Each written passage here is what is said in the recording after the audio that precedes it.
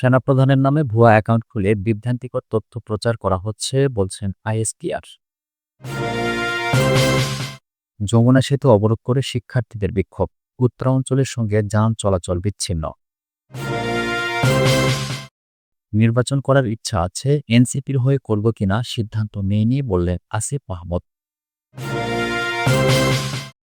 এবং সর্বশেষ জানাবো, ফেব্রুয়ারিতেই যেন নির্বাচন হয়, সতর্ক থাকতে হবে বলছেন শামসুজ্জামান দুদু। শুনছিলেন সংবাদ শিরোনাম। পুরো খবর জানতে ভিডিওটি শেষ পর্যন্ত দেখুন। সর্বশেষ খবর পেতে চ্যানেলটি সাবস্ক্রাইব করুন। এবারে জানিয়ে দিব বিস্তারিত। সেনাপ্রধানের নামে ভুয়া অ্যাকাউন্ট খুলে বিভ্রান্তিকর তথ্য প্রচার করা হচ্ছে বলছেন আইএসপিআর। সেনাবাহিনী প্রধানের নামে সামাজিক যোগাযোগ মাধ্যমে ভুয়া ফেসবুক আইডি খুলে বিভ্রান্তিকর তথ্য প্রচার করা হচ্ছে বলে জানিয়েছে আন্তঃবাহিনী জনসংযোগ পরিদপ্তর আইএসপিআর। বুধবার এক সংবাদ বিজ্ঞপ্তিতে আইএসপিআর জানায়, সম্প্রতি সেনাবাহিনী প্রধান জেনারেল ওয়াকারুজ্জামানের নামে একাধিক ভুয়া প্রোফাইল খোলা হয়েছে। এসব প্রোফাইল থেকে নানা বিভ্রান্তিকর তথ্য প্রচার করা হচ্ছে। বিজ্ঞপ্তিতে বলা হয়, সেনাবাহিনী প্রধানের নিজস্ব কোনো ফেসবুক প্রোফাইল বা অন্য কোনো সামাজিক যোগাযোগ মাধ্যমে ব্যক্তিগত অ্যাকাউন্ট নেই। ভবিষ্যতেও এ ধরনের অ্যাকাউন্ট খোলার পরিকল্পনাও নেই।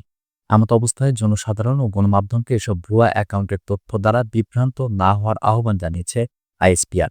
এ ধরনের বিভ্রান্তিমূলক কার্যক্রমে জড়িত ব্যক্তিদের শনাক্ত করে আইনানুগ ব্যবস্থা নেওয়ার প্রক্রিয়াও চলছে। যমুনা সেতু অবরোধ করে শিক্ষার্থীদের বিক্ষোভ, উত্তরাঞ্চলের সঙ্গে যান চলাচল বিচ্ছিন্ন।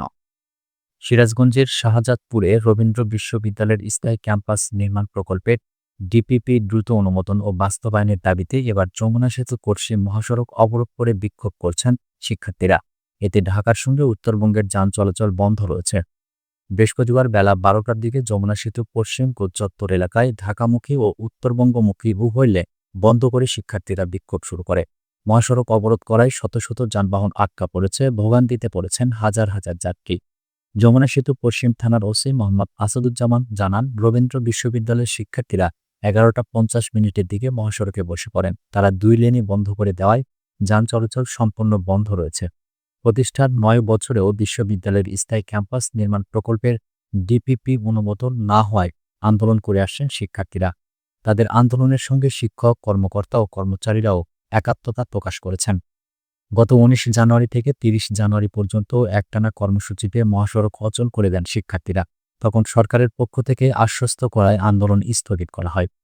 এরপর ৬ মাসেও ডিপিপি অনুমোদন না হওয়ায় ২৬ জুলাই রবীন্দ্র বিশ্ববিদ্যালয় দিবসের কর্মসূচি বয়কটের মধ্য দিয়ে পুনরায় আন্দোলন শুরু হয়। নির্বাচন করার ইচ্ছা আছে, এনসিপির হয়ে করব কিনা সিদ্ধান্ত নেয়নি বলছেন আসিফ মাহমুদ। আসন্ন জাতীয় সংসদ নির্বাচনে প্রার্থী হওয়ার পরিকল্পনা করছেন উপদেষ্টা আসিফ মাহমুদ সজীব ভূঁইয়া।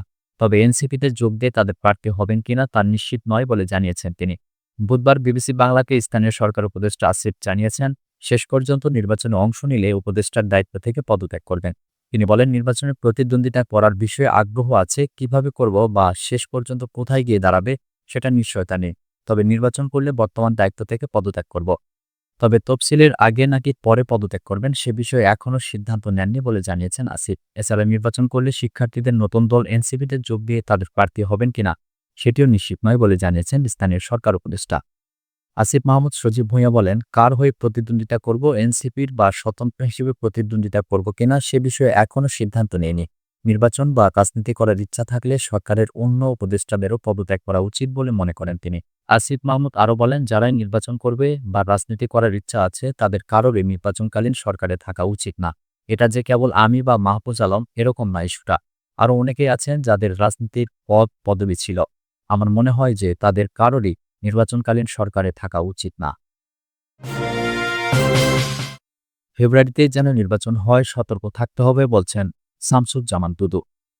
নির্বাচন যেন ফেব্রুয়ারি মাস অতিক্রম না করে সে বিষয়ে নেতাকর্মীদের সতর্ক করেছেন বিএনপির ভাইস চেয়ারম্যান শামসুজ্জামান দুদু। তিনি বলেছেন, যথাসময়ে ঠিক সময়ে ঘোষিত সময়ে নির্বাচন হতে হবে। ফ্যাসিবাদ নতুন করে মাথা তোলার চেষ্টা করছে। আপনারা লক্ষ্য করবেন, দেশের ভেতরে বাইরে ফ্যাসিবাদ ও তার দোসররা যেভাবে বিভিন্ন মিডিয়ার কথা বলছে, চলাফেরা করছেন, ইঙ্গিত দিচ্ছেন, সেটা গণতন্ত্রের জন্য অশুভ। বৃহস্পতিবার সকালে জাতীয় প্রেস ক্লাবের সামনে অপরাজেয় বাংলাদেশ আয়োজিত জাতীয় সংসদ নির্বাচন বানচালের ষড়যন্ত্রের প্রতিবাদে এক প্রতীকী যুব সমাবেশে এসব কথা বলেন তিনি। শামসুজ্জামান দুদু বলেন, স্বৈরতন্ত্রের পতন হয়েছে তার মানে এই নয় যে আমরা সবকিছু অর্জন করে ফেলেছি। স্বৈরতন্ত্রের পতন হয়েছে গণতন্ত্রের লক্ষ্যে, মুক্তি, স্বাধীনতা ও অধিকারের লক্ষ্যে। সেই অধিকার গণতন্ত্র প্রতিষ্ঠা ছাড়া আমরা ফিরে পাব না। গণতন্ত্র উত্তরণের জন্য একটি সুষ্ঠু ও গ্রহণযোগ্য নির্বাচনের দরকার। সেই নির্বাচন ঘোষিত হয়েছে আগামী ফেব্রুয়ারি মাসে। জনগণ উল্লসিত, জনগণ প্রত্যাশা করে ফেব্রুয়ারির মধ্যে নির্বাচন হতে হবে। তিনি আরও বলেন, অন্তর্বর্তী সরকারের প্রধান উপদেষ্টা ডক্টর মোহাম্মদ ইউনূস বলেছেন, একটি ঐতিহাসিক নির্বাচন ফেব্রুয়ারি মাসেই করতে চান। এজন্য আমরা সবাই ডিসেম্বর থেকে ফেব্রুয়ারি মাসের নির্বাচনের কথা মেনে নিয়েছি। তবে সতর্ক থাকতে হবে, এই ফেব্রুয়ারি মাস যেন কোনোভাবে ক্রস না করে। বিএনপির এই ভাইস চেয়ারম্যান আরও বলেন, গত ৩টা নির্বাচনে শেখ হাসিনা গণতন্ত্রকে কবরস্থ করেছে। শুধু গণতন্ত্র কবরস্থ করেনি, এই মহিলা গণহত্যা করেছে, ছেলেমেয়েদের হত্যা করেছে, আমাদের সম্পদ লুণ্ঠন করে বিদেশে পাচার করেছে। গণহত্যার বিচার ও টাকা ফেরত আনার চলমান প্রক্রিয়া। এই চলমান প্রক্রিয়ার মধ্যেই নির্বাচন হতে হবে, নির্বাচিত সরকার প্রতিষ্ঠা করতে হবে।